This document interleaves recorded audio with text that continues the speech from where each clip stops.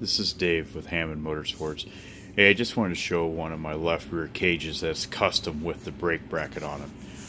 What we do is a little different than most is when I have a customer that wants a brake on their cage, I have them get me a dimension back here from the outside of their brake bracket up here to the center line of the Heim joint.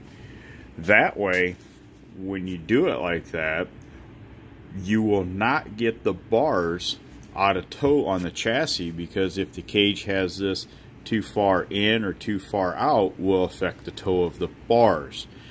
Now, a couple other things I wanted to touch on is with my cages here, we've got, you see this nice big back brace goes from top to bottom, and it has a triple shear on the bottom. This thing is stronger than hell. It will withstand a lot. We've got some of these cages now that are 6 years old out in the market, still going today. When I build these, I also use a better grade material. I do not use any of that A36 crap. That stuff is just that crap. Another thing I do is all my cages are greasable. Now, with this being so wide, I actually just put 2 grease zerks in it. Because when you wash the car, that blue seal there is not a seal, that's a dust cover. So when you wash, you get water up underneath that and it pushes the grease out. Plus, on a hot day, the grease comes out of your bearings anyway. So what we do is we fill the cavity up with grease before we install the cage. And then once you wash the car, take your grease gun, shoot some grease in the zerks, and that will push the water back out, keeping your bearing life a lot longer. It's still important to rotate your cages every now and then to try to get the bearings to get a different location within itself. But when we do this too, we always take every cage and put it on an actual axle tube, make sure that everything is nice and free. Another thing that I'm a firm believer in is, I've had some people ask me, why do we use half nuts?